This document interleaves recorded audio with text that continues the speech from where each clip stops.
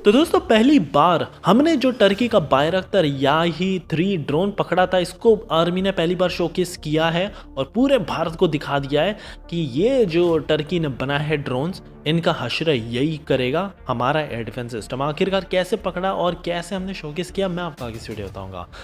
आगे देखेंगे कैसे इंडियन आर्मी अब एक इन हाउस ऐसा कमाल का ड्रोन तैयार कर रही है कि दुश्मन देश के जो भी मेन बैटल टैंक्स है, चाइना के पास बहुत ज़्यादा है कंपैरेटिवली भारत से, तो इनके टैंक्स को हम 4-4 ड्रोन छोड़कर एक टैंक को मार गिरा सकते हैं बहुत ही इफेक्टिवली। इसके पीछे एक हमने सीक्रेट प्लान भी तैयार किया है, कैसे वो भी मैं आपको आगे इस वीडियो बताऊंगा।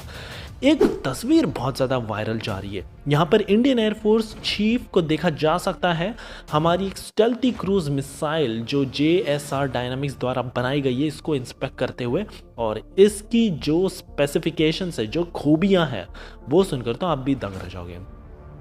थेल्स इन्होंने एक बड़ा अनाउंसमेंट कर दिया है, राफेल में यूज होने वाला जो रेडार है, तो इसका पूरा का पूरा स्ट्रक्चर अब भारत में मैन्युफैक्चर किया जाएगा under make in India initiative, और ये एक बहुत बड़ी जीत है हमारे लिए।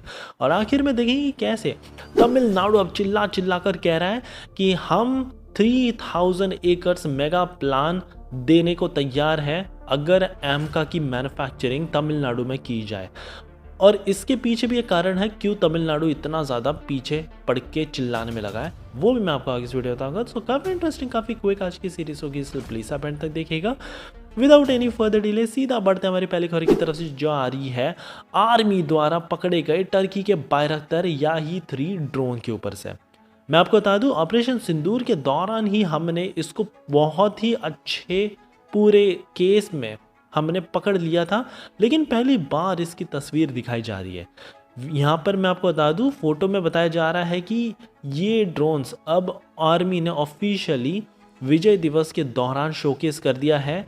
आर्मी चीफ ऑफ स्टाफ ने एक बड़ा बयान देते हुए कहा है कि ये हमारी आर्मी के मनोबल को बहुत ज़्यादा स्ट्रॉन्ग करेगा, और अगर पाकिस्तान या टर्की कितने भी एडवांस ड्रोन्स बना ले, हमारा mid defence air defence system इसको बिल्कुल भी नहीं छोड़ेगा। मैं आपको बता दूं इसकी खास बात, तो पाकिस्तान और टर्की दोनों ने मिलकर इसको बनाया है। यहाँ पर 2000 मीटर के ऑल्टीट्यूड तक ये पहुँच सकता है और 10 kg तक के एक्सप्लोजिव वॉर हेड्स को ये ड्रोन ले जा सकता है।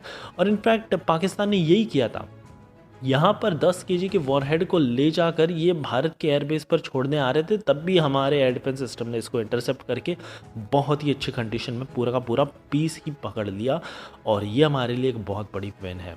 इससे पाकिस्तान को समझ जाना चाहिए कि ड्रोन का पैतरा एटलीस्ट हम पे तो नहीं पड़ेगा। हमारी अगली खबर इंडियन आर्मी के एक सीक्रेट प्लान को लेकर आई है। मैं आपको बता दूं, चीन जिसके पास है सबसे ज़्यादा तादाद के मेन बैटल टैंक्स, अब इनके टैंक्स को हमको अगर डिस्ट्रॉय करना है तो ड्रोन से काम आएंगे। अभी प्रॉब्लम ये है कि हमारे पास जो फर्स्ट पर्सन व्यू वाले ड्रोन्स हैं, तो एक ड्रोन को एक ही ऑपरेटर इस्तेमाल कर सकता है, लेकिन अब हमने एक सीक्रेट प्लान बनाया, एक ऑपरेटर 4 ड्रोन्स को एक साथ उड़ा सकता है। ये ड्रोन्स में ऐसी AI टेक्नोलॉजी और डेटा ड्रिवन हम डाले जा रहे हैं कि अपने आप ये कोऑर्डिनेट करेंगे। और इसका सबसे बड़ा बेनिफिट ये है कि मान लीजिए अगर एक ड्रोन मारता है किसी भी टैंक को, लेकिन टैंक बच जाता है, तो अगर 4 ड्रोन मारेंगे अलग अलग जगह पे, टैंक तो पूरी तरह से ब्लास्ट होना फिक्स ही है। यहाँ पर यही स्ट्रैटेजी इंडियन आर्मी यूज़ करने जा रही है। ये कह रहे हैं कि इंजन के डेक, फिर टरेंट रिंग, ऑप्टिक्स और टॉप आर्मर दोनों को एक साथ हम मार गिराएंगे। एक ऑपरेटर ही 4 ड्रोन्स को उड़ाएगा, और बहुत ही ये पूरा आसान बनाने जा रहे हैं।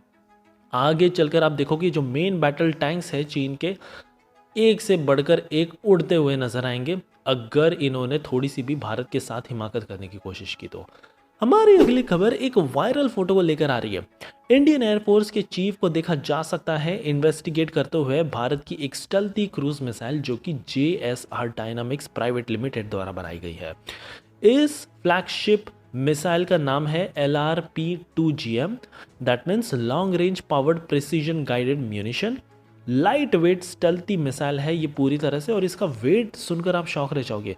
बहुत ज़्यादा ये वैसे तो हल्की नहीं है, 400 kg क्लास की ground ship launched cruise missile है, लेकिन 1000 किलोमीटर प्रति घंटे की रफ्तार से ये उड़ती है, और 10 किलोमीटर की सीलिंग हाइट है इसकी। 45 मिनट्स का इसका एंड्योरेंस है, 1500 न्यूटन थ्रस्ट टर्बोजेट इंजन इस पर डाला गया है और 2 किलोवाट का तो हमने एक ऑनबोर्ड पावर जनरेटर भी डाल दिया है ताकि इसकी रेंज और बढ़ाई जा सके। और इस मिसाइल के साथ भारत इलाइट कंट्रीज़ की लिस्ट में शामिल हो जाएगा और हमको रशियन, वेस्टर्न और बाकी के कंट्रीज़ से अब मिसाइलें लेने की ज़्यादा ज़रूरत नहीं पड़ेगी। ये तो इसकी खूबियाँ ही है, लेकिन बताया जा रहा है कि इसके एक एडवांस्ड वेरिएंट को भी हम बना रहे हैं जो कि इससे भी ज़्यादा छोटा होगा साइज़ में और काफ़ी अच्छा खासा स्टेल्थी प्रोफाइल के साथ आएगा। हमारी अगली खबर थेल्स कंपनी को लेकर आ रही है। थेल्स ने एक बहुत बड़ा अनाउंसमेंट कर दिया है। राफेल फाइटर जेट में जो आगे आपने देखा रहेगा बहुत ही ज़्यादा दमदार AESA रडार लगाया जाता है। इसका पूरा नाम वैसे है RBE-2 AESA रडार। तो इसका पूरा का पूरा मैन्युफैक्चरिंग अब भारत में प्रपोज किया गया है। यहाँ पर फर्स्ट ऑर्डर मैं आपको बता दूँ 2027 से मोस्ट प्रॉब्ली स्टार्ट हो सकता है और ये काफ़ी इंपॉर्टेंट पार्टनरशिप है। स्पेशली इंडियन नेवी में अब जो 26 राफेल एयरक्राफ्ट शामिल होंगे इसमें भारत में बने AESA रडार्स ही यूज़ किए जाएंगे। मैं आपको बता दूँ ये जो थेल्स कंपनी है बहुत ही ज़्यादा बड़ी है। ऑलमोस्ट 83,000 एम्प्लॉयज़ इनके काम करते हैं 68 से ज़्यादा कंट्रीज़ में। और भारत के अब ये जो सिग्निफिकेंट इन्वेस्टमेंट हो रही है इससे न केवल भारत अपनी रिक्वायरमेंट के लिए ये रडार बनाएगा लेकिन बाकी कंट्रीज़ में भी हम ईजिली इसको एक्सपोर्ट करना स्टार्ट कर सकते हैं। अब फाइनली हमारी आखिरी खबर तमिलनाडु को लेकर आई है। अब तमिलनाडु ने एक काफ़ी बड़ा मेगा प्लान अनाउंस कर दिया है। अब ये लिटरली कह रहे हैं कि हमारी जो एम का 5th जनरेशन फाइटर जेट है इसकी मैन्युफैक्चरिंग तमिलनाडु में ही करनी चाहिए और इसके पीछे ये काफ़ी बड़ा रीज़न पेश भी कर रहे हैं।